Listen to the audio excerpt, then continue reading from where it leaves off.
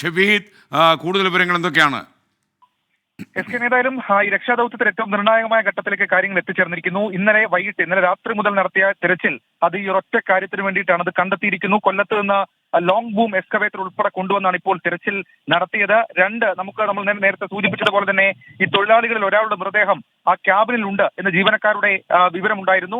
അതിന്റെ അടിസ്ഥാനത്തിലാണ് അല്പസമയം ഏതാണ്ട് 7:30 മുതൽ നമ്മൾ ഈ ലോങ് ബൂം എക്സ്കവേറ്റർ ഉപയോഗിച്ചുകൊണ്ട് ഇത് തോണ്ടിയെടുക്കാൻ തുടങ്ങിയത്. ആദ്യം വലിയ പാറക്കെട്ടുകൾ ഉണ്ടായിരുന്നു. ആ പാറക്കെട്ടുകളൊക്കെ മാറ്റി തോണ്ടിയെടുത്തപ്പോഴാണ് ഫയർഫോഴ്സിന് ഒരു സംശയം തോന്നുന്നത്. അങ്ങനെ ആ ആകാശ ദൃശ്യങ്ങൾ പരിശോധിച്ച് മാധ്യമപ്രവർത്തകരുടെ കയ്യിൽ ഉണ്ടായിരുന്ന ആകാശ ദൃശ്യങ്ങൾ പരിശോധിച്ചപ്പോഴാണ് ആ ക്യാബിനിന്റെ ഉള്ളിൽ തന്നെ അങ്ങനെ ഒരു പാർട്ട് ഒരു ശരീരഭാഗം കണ്ടെത്തിയത്. ക്യാബിനുള്ളിലാണ് ശരീരഭാഗം എന്നുള്ള കാര്യം ഇപ്പോൾ ഫയർഫോഴ്സ് സ്ഥിരീകരിക്കുന്നുണ്ട്.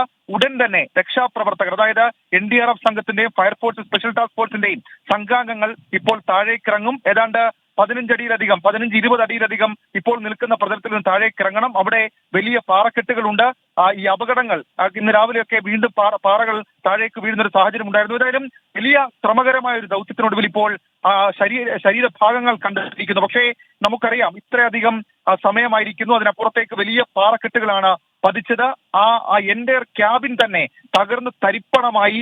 അതൊരു പാറക്കെട്ടുകൾക്കും കല്ലിന് മുകളിലേക്ക് പതിഞ്ഞു കിടക്കുന്ന സാഹചര്യത്തിലായിരുന്നു. നിലവിൽ ഇപ്പോൾ ആ കണ്ട ശരീരഭാഗത്തിൽ അതിൽ ചോരപ്പാടുകളും കാര്യങ്ങളും ഒക്കെ ഉണ്ട് എന്ന് ഫയർഫോഴ്സ് പറയുന്നുണ്ട്. അപ്പോൾ സ്വാഭാവികമായും ഇതിന്റെ അടുത്ത ഘട്ടം എത്രയും വേഗം ഇവിടെ നിന്ന് താഴേക്ക് ഇറങ്ങിയ ശേഷം ഈ ഇദ്ദേഹത്തെ കയറുകൊണ്ട് റോപ്പ് കിട്ടി ഇതെങ്ങനെ പൊളിച്ചെടുക്കും എന്നുള്ള കാര്യം ഇപ്പോഴും സംശയമാണ്. അങ്ങനെയാണെങ്കിൽ ഒരു എക്യുപ്മെന്റ് കൂടി താഴേക്ക് ഇറക്കണം. അങ്ങനെ താഴേക്കിറക്കി അവിടെ നിന്ന് ഇത് പാളയെ മാറ്റി അതിനുശേഷം ആ ശരീരഭാഗം പുറത്തേക്ക് എടുക്കും. അതിനാണ് ഇപ്പോൾ നീക്കം നടത്തുന്നതെന്ന് ജില്ലാ ഭരണകൂടം അറിയിച്ചിട്ടുണ്ട്. ഓക്കെ, AV ജയശങ്കർ കൂടി നമുക്കൊപ്പം ചേരും. ജയശങ്കർ, ഇപ്പോൾ അവിടുത്തെ കാലാവസ്ഥ എങ്ങനെയാണ്? ഈ ദൗത്യം അവർക്ക് പൂർത്തീകരിക്കാൻ പറ്റുന്ന കാലാവസ്ഥയാണോ ഇപ്പോൾ അവിടെ? അതായത് SKN ഈ ദൗത്യം ആരംഭിച്ച് 2 മണിക്കൂർ അധികം സമയം പിന്നിടുന്നു. ഇതിനിടയിൽ മഴ പെയ്തു, പ്രതികൂല കാലാവസ്ഥയുണ്ടായി. പക്ഷെ അപ്പോഴൊന്നും NDRFും ഫയർഫോഴ്സും ഈ ദൗത്യം നിർത്താൻ തയ്യാറായില്ല. അവരിങ്ങനെ ഈ സൂപ്പർ എഞ്ചിനുകൾ ഉപയോഗിച്ച്, ഈ ആധുനിക മെഷീനുകൾ ഉപയോഗിച്ച് ഈ ദൗത്യം തുടർന്നു. അങ്ങനെ 2 മണിക്കൂറിലധികം നീണ്ട അന്വേഷണത്തിനൊടുവിലാണ്, പരിശോധനയ്ക്കൊടുവിലാണ് ഇപ്പോൾ എന്തായാലും ഈ മൃതദേഹം നിലവിൽ കണ്ടെത്തുന്നത്. ആ മൃതദേഹം കണ്ടെത്തിയിരിക്കുന്നു. ഫയർഫോഴ്സിന്റെ അംഗങ്ങൾ അങ്ങോട്ടേക്ക് വടം കെട്ടി ഇറങ്ങുമെന്നാണ് ഏറ്റവും ഒടുവിൽ നമുക്ക് ലഭ്യമാകുന്ന വിവരം. അമൽ ജിത്തു ഒപ്പം ദിനുമോൻ എന്നീ ഫയർഫോഴ്സിന്റെ മിടുക്കരായ സ്പെഷ്യൽ ടാസ്ക് ഫോഴ്സിലെ ഉദ്യോഗസ്ഥരായിരിക്കും ഈ രാത്രി പ്രതികൂല കാലാവസ്ഥയിൽ ഏറ്റവും അപകടം പിടിച്ച ഈ ടെറൈനിൽ അങ്ങോട്ടേക്ക് ഇറങ്ങി ഈ മൃതദേഹം, ഈ ബീഹാർ സ്വദേശിയുടെ മൃതദേഹം എന്തായാലും പുറത്തിറക്കുക. ഫയർഫോഴ്സിനെ സംബന്ധിച്ച് വലിയ വെല്ലുവിളികൾ നിറഞ്ഞൊരു ദൗത്യമായിരുന്നു ഈ കോന്നിയിലെ ഈ കോറിമട അപകടം എന്ന് പറയുന്നത്. കാരണം ആ സ്ഥലത്ത്, ഈ അപകടമുണ്ടായ സ്ഥലത്ത് ഇറങ്ങുമ്പോൾ തന്നെ മുകളിൽ നിന്ന് പാറക്കല്ലുകൾ പൊടിഞ്ഞു വീഴുന്ന സാഹചര്യമായിരുന്നു. രാവിലെ SKN ഈ ദൗത്യ സംഘം അങ്ങോട്ട് ഇറങ്ങുമ്പോൾ തന്നെ ഈ അപകടം ഉണ്ടായി. പിന്നീട് അവർ തിരിച്ചു കയറുന്ന സാഹചര്യം ഉൾപ്പെടെ ഉണ്ടായി.